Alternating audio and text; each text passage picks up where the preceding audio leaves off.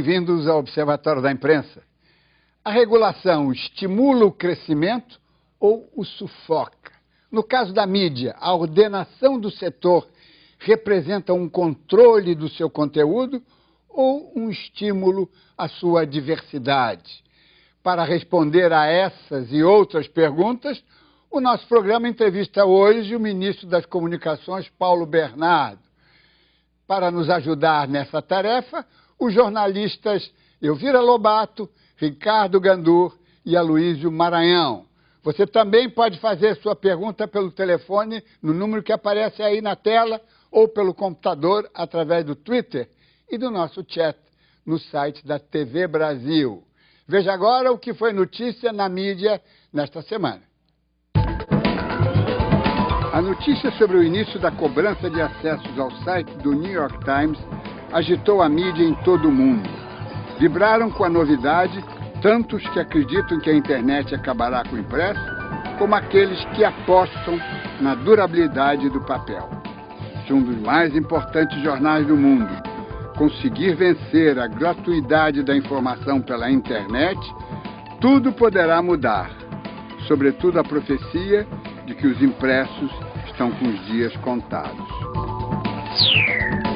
A política de boa vizinhança, inaugurada por Roosevelt em 1933, teve novo lance no último fim de semana com a badalada visita do presidente Obama ao Brasil.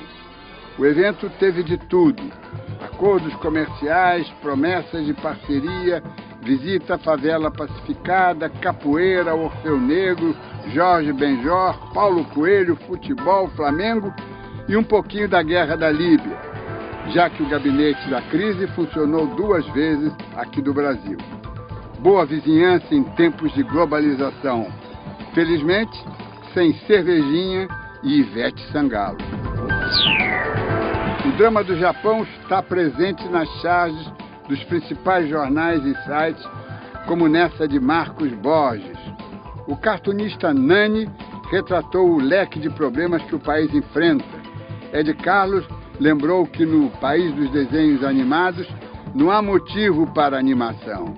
Na Folha de São Paulo, a charge do jovem João Montanaro, de 14 anos, provocou polêmica entre os leitores, mas o jornal defendeu o desenhista, publicando a tradicional xilografura oriental na qual o rapaz se inspirou. O desrespeito e a agressividade ficaram por conta da blogosfera, onde parece ainda vale tudo. A mídia no passado. A historiadora Isabel Lustosa nos traz hoje um relato sobre o nosso primeiro jornal, que, por sinal, nem era impresso por aqui. O que os 200 anos da imprensa brasileira têm a ver com Brasília? Tudo. Nas páginas do Correio Brasiliense, nosso primeiro jornal, Hipólito da Costa, seu editor, já defendia a transferência da capital do Brasil para um ponto central em seu território. Ali se ergueria uma cidade defendida dos ataques dos inimigos e que serviria de ponto de reunião das partes mais distantes do Brasil.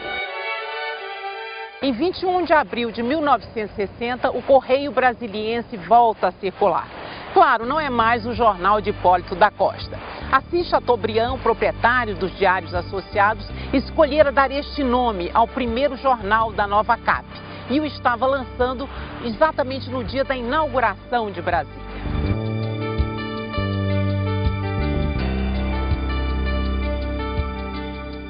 De fato, 152 anos que separam o Correio Brasiliense de Hipólito da Costa e o Correio Brasiliense de Assis Chateaubriand promoveram uma transformação radical na imprensa que se fazia no mundo. No tempo do Hipólito, o jornalista se confundia com o educador.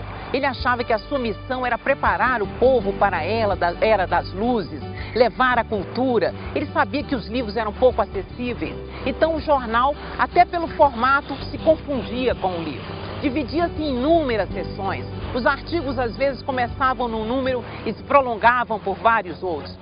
publicavam-se traduções de clássicos da literatura. Então, o Correio Brasiliense, ao final do semestre, reunia e encadernava um volume como este, de forma a proporcionar ao seu leitor a guarda daquele livro, daquele volume que representava, na verdade, um patrimônio, algo para ser conservado e para ser guardado para a posteridade. Não havia ainda esse caráter descartável do jornal. O jornal que se lê de manhã e que de tarde já envelheceu e no dia seguinte já está servindo para embrulhar mercadorias na feira, carne no açougue, etc. O jornal que até com a internet parou de ter um sentido tão necessário de urgência, de algo que tem que ser lido e informado, de edições extraordinárias. O jornal foi mudando de características e a gente hoje tem um Correio Brasiliense nos jornais brasileiros como o Globo e a Folha, jornais que têm uma nova missão, que é achar um novo caminho para a imprensa, um caminho tal como Hipólito da Costa, com o seu Correio Brasiliense em 1808, achou para a imprensa no Brasil. Pensar novas pautas exige criatividade, mas dependendo da ideia do pauteiro, isso também tem o seu preço, como mostra a história que o jornalista Maurício Menezes nos conta hoje. Olha, Dines, a história de hoje é do Jornal do Brasil. Alguém teve a ideia de fazer uma reportagem sobre como o favelado vivia. E o repórter para viver o favelado, Luarlindo Ernesto. O Luarlindo foi selecionado e ele ganhou uma verba para morar um mês no Morro do Borel. Ele alugou um barraco, passou um mês no Borel sem sair de lá. Depois teve aquela famosa prestação de contas, né? O repórter tem que chegar na redação do jornal e prestar contas do que ele gastou. Você sabe, né, Dines, que isso é enrolado pra caramba, né? Foi muito bem, o Luarlindo prestou conta lá, um mês morando na favela. Aí entre a prestação de contas dele, tava lá 62 caipirinhas. Aí o Fontes, que era o chefe de reportagem, chamou ele e falou: Luarlindo, pô, o jornal não paga bebida alcoólica, Luarlindo. Pô, 62 caipirinhas? O Luarlindo virou, cruzou os braços e falou: ô Fonte, eu morando um mês no Borel, você queria que eu consumisse o quê? Milkshake de chocolate? A regulação estimula o crescimento ou sufoca? No caso da mídia, a ordenação do setor representa um controle do seu conteúdo ou um estímulo à sua diversidade? Nos 2 últimos anos, assistimos a um estressante duelo sobre a regulação da mídia. De um lado estavam aqueles que defendiam um controle social, incluindo o governo, e do outro estavam as entidades de mídia que em uníssono repudiavam qualquer iniciativa para ordenar o setor. Todos queriam mais democracia e esgoelavam-se defendendo seus pontos de vista, mas ninguém percebeu que a extremada politização de um debate que deveria ser eminentemente técnico, produzia um perigoso impasse e sinalizava para um retrocesso. A presidente Dilma Rousseff resolveu acalmar os ânimos e entregou a questão ao novo ministro das Comunicações, ex do Planejamento, Paulo Bernardo, político prudente, racional, experimentado administrador. A batata quente está em boas mãos. Antes de ouvirmos o ministro, é indispensável lembrar que a Constituição de 1988 contém importantes dispositivos reguladores que as corporações da mídia sempre recusaram-se a implementar ou, quando implementados, foram esvaziados. Caso do Conselho de Comunicação Social, que chegou a funcionar plenamente durante um mandato, mas foi logo desativado. Um conselho ativo seria o fórum natural para abrigar um debate esclarecedor, já que a sua função é consultiva e não deliberativa. Assim como o CAD foi chamado para supervisionar a briga de foice em torno dos direitos de transmissão do Campeonato Brasileiro de Futebol, também aqui a presença de um tribunal regulador seria indispensável, já que a questão central da mídia no Brasil atende por um nome que ninguém gosta de usar: a disciplina da concorrência. O relatório da Unesco, Agência da Organização das Nações Unidas para Educação, Ciência e Cultura, lançado na semana passada, apresenta 3 estudos sobre a regulação da mídia. Eles mostram comparações do quadro brasileiro com marcos regulatórios bem-sucedidos no mundo. E são taxativos ao definir que regular é fortalecer a liberdade de expressão e não o contrário, uma posição sólida da Unesco sobre o tema. Outra proposta é a de que os conteúdos jornalísticos devem ser submetidos a uma estrutura autorregulatória sólida, com regras transparentes e com meios para que a sociedade se manifeste caso estas regras não sejam cumpridas. No estudo principal do marco regulatório, as principais questões abordadas são a necessidade de uma agência reguladora independente, regras mais claras e mais transparentes sobre as concessões, uma discussão forte sobre o conteúdo local, regional e brasileiro e também regras mais explícitas sobre concentração de propriedade e propriedade cruzada. Esses estudos, como eu salientei, trazem uma comparação muito forte com outras democracias. A nossa ideia é apresentar como é que isso funciona em outros lugares. Felizmente ou infelizmente não há fórmula mágica para se regular a mídia, não há produto de prateleira em que a gente possa comprar e implementar, mas a gente acredita que a contribuição que foi dada pode ajudar a sociedade brasileira a tomar uma decisão com um maior volume de opções em relação a isso. O documento da Unesco recomendou também que o Brasil retire do Congresso Nacional o poder de aprovar concessões de rádio e TV. Isso significa modificar a Constituição de 88. De acordo com o texto, deixar o Legislativo outorgar concessões é uma ameaça à democracia, que põe em risco as garantias aos direitos humanos. Bom, o problema da regulação da mídia no Brasil é que o nosso país é um dos poucos países, uma das poucas democracias contemporâneas onde a mídia é praticamente desregulada. Eu estou me referindo aqui, sobretudo, ao rádio e à televisão, porque o rádio e a televisão são concessões públicas, não é? E existe sobre essas concessões uma série de regras e normas e princípios que estão, no nosso caso, por exemplo, incorporados na Constituição de 88. Boa parte dessas normas e princípios que já estão na Constituinte, nunca foram regulamentados. Além disso, a lei básica que regula o setor de radiodifusão no Brasil é uma lei de 62. Em 62, é fácil de imaginar que o mundo do rádio e da televisão era completamente diferente do mundo que tem hoje.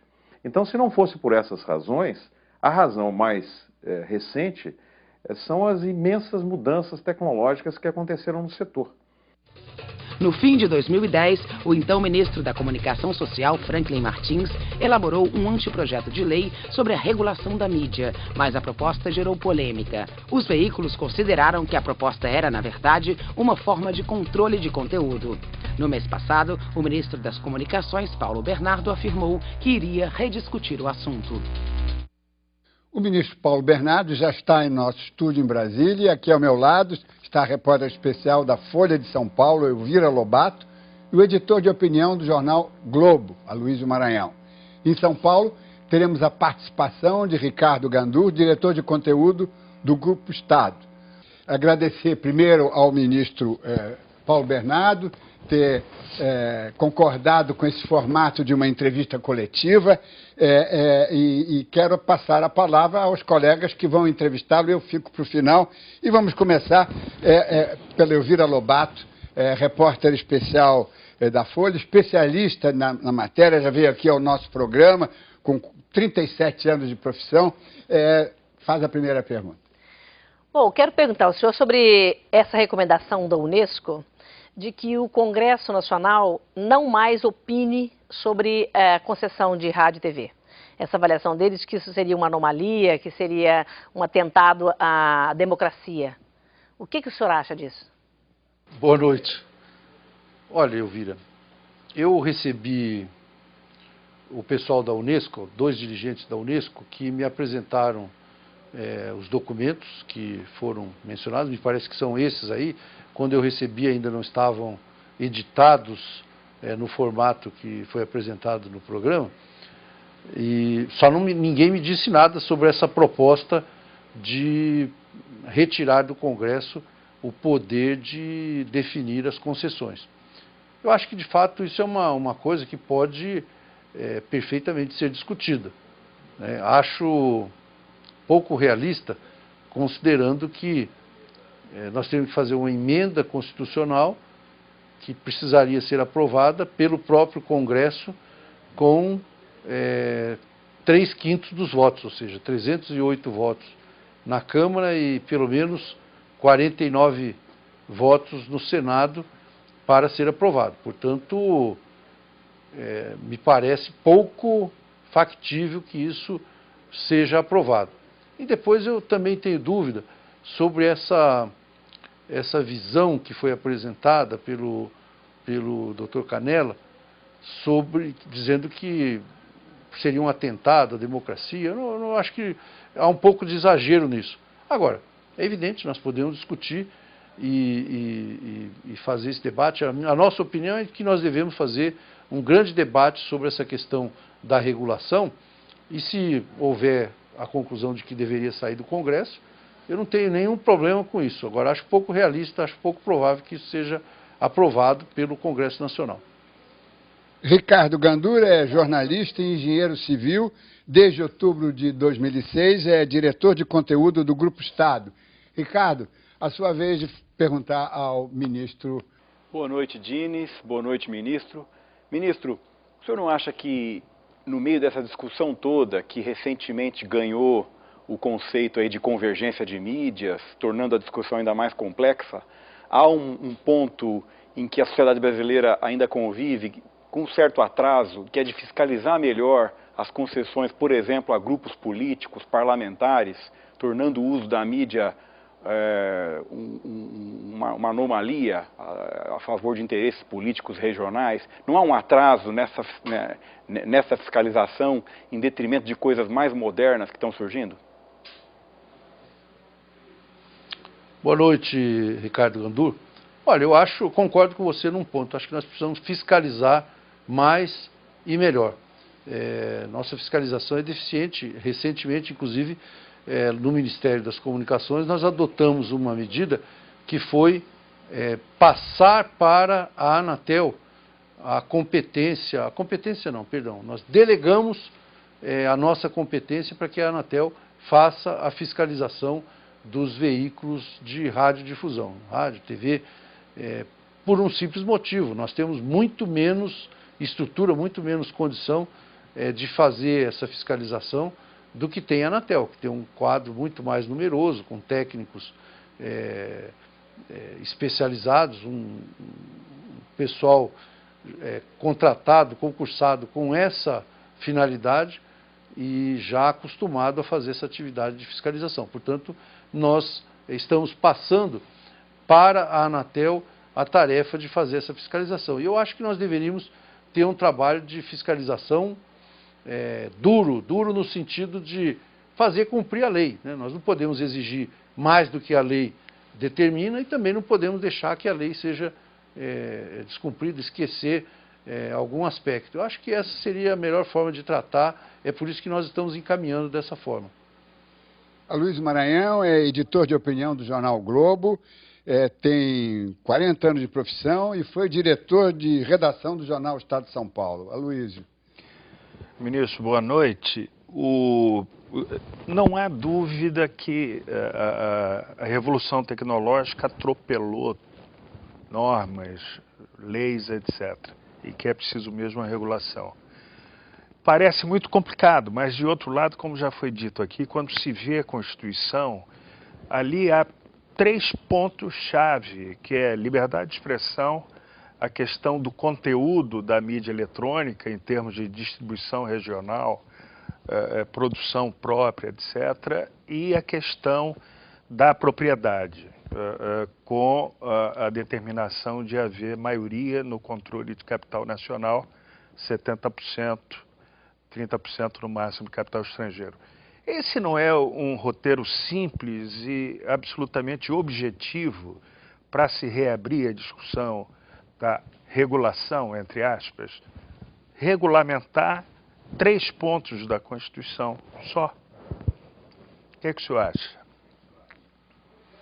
Acho que é exatamente disso que nós estamos falando. Me parece que não são 3, são 4 artigos da Constituição que estão sendo regulamentados pelo projeto, o anteprojeto elaborado pelo ministro Franklin Martins. Não tem nenhuma dificuldade nisso. É evidente que o projeto ele tem um caráter muito amplo, porque ele trata de telecomunicações, trata de comunicação eletrônica e busca abranger todos os aspectos referentes a esses artigos, né? Eu diria que, para definir o problema, você tem toda a razão, Aloysio, é um problema simples de definir. Agora, colocar isso no papel e, sobretudo, colocar isso de maneira a conseguir formar consenso, ou pelo menos formar uma maioria sólida no Congresso Nacional, acho que é um pouco mais complicado. Com certeza nós vamos ter um debate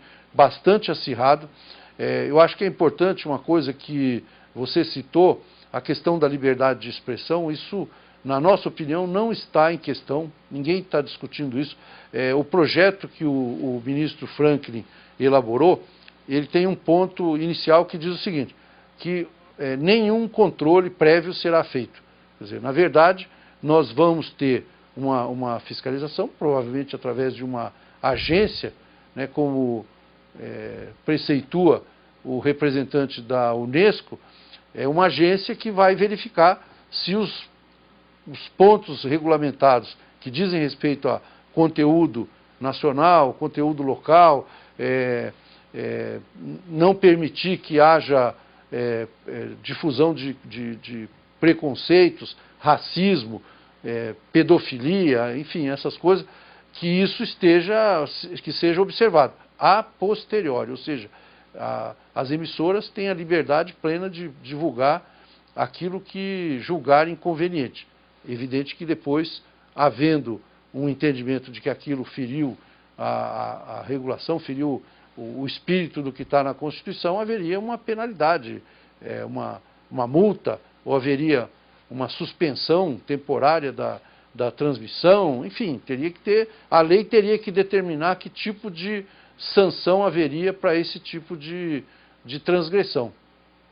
Ministro Paulo Bernardo, agora é a minha vez. E eu queria retomar essa questão tocada pelo Aloysio Maranhão com relação à Constituição, porque a Constituição, e como eu mencionei rapidamente no editorial que abriu o programa, ela tem alguns dispositivos naturalmente reguladores, só que alguns não estão regulamentados, alguns foram regulamentados, implementados e depois voltou-se atrás. Em suma, se cumprisse a Constituição e o governo tem maioria nas duas casas para realmente fazer que se cumpra a Constituição, não se precisava, pelo menos nessa primeira etapa, avançar. Eu vou lhe dar um exemplo de uma coisa que foi regulamentado, foi implementado e evaporou-se, o Conselho de Comunicação Social, que foi finalmente, depois de 14 anos, foi criado, funcionou durante um mandato e, de repente, sumiu do ar. Quer dizer, nós estamos, inclusive, descumprindo a Constituição, não mantendo esse conselho. E esse conselho poderia ser o lugar, porque ele não é deliberativo, ele é apenas consultivo, é um órgão técnico de assessoramento, ele podia estar sendo, digamos, o fórum para esse debate que desgastou tanto, que criou tantos dissabores e mal-entendidos. O que o senhor acha? Quer dizer, não daria para começar pela Constituição, em vez de pensar em novos órgãos, agências, vamos primeiro, ou conserva a Constituição e faz ela ser efetiva, ou então faz-se outra Constituição, que não será possível, né? Olha, Diniz, eu não concordo com isso que você está falando, não. Primeiro, a Constituição diz o seguinte, que uma rede de televisão, ou de rádio, ao veicular sua programação, tem que observar um mínimo de conteúdo nacional. E que tem que ter, se a rede for uma rede nacional, tem que ter a observação também de conteúdo local, regional. Quer dizer, quem vai verificar isso? Tem que ter um organismo para cuidar disso. Alguém vai ter que assistir à programação, verificar e controlar isso. Quer dizer, ou então fica a letra morta. Como é que nós vamos fazer uma lei e ninguém vai fiscalizar? Então, acho que tem que ter, sim. Com relação ao Conselho de Comunicação Social, isso eu concordo, eu acho que tem que ser reinstalado. Isso é uma tarefa do Congresso Nacional. Na verdade, quem faz o chamado para remontar, reinstalar o Conselho é o Congresso Nacional. Eu acho que seria importante nós discutirmos isso com o Congresso, principalmente o senador Sarney, o presidente da Câmara, o deputado Marco Maia. Agora, se a gente achar que a Constituição por si só já está definindo o problema, eu acho que nós vamos continuar do jeito que está, que você abriu o programa dizendo que não tem regulação. Na verdade, não tem mesmo, porque a Constituição cita princípios, cita pontos que ela exige que sejam observados, mas, por exemplo, quando você fala de conteúdo nacional, você tem que dizer quanto que é de conteúdo nacional, é 30%, é 40%, é metade, né? E aí tem que ter alguém que vai verificar isso, que vai observar, né? Por isso que eu acho que tem que, de preferência, uma agência com independência, com autonomia, para verificar e aferir essa coisa, né? Eu acho que isso é uma coisa, inclusive, já resolvida na imensa maioria dos países, pelo menos no mundo mais avançado em termos de normas democráticas, institucionais. Isso é resolvido. Na Europa, nos Estados Unidos, isso já existe e já é cumprido. Portanto, me parece às vezes até que essa celeuma toda que é feita, olha, vão controlar, vão censurar essas coisas, me parece que é muito mais uma tentativa de preventivamente fazer um combate para não permitir que seja feita a regulação. Você vai me permitir, depois eu vou voltar a esse assunto, mas por enquanto vamos ao intervalo e voltamos daqui a pouco.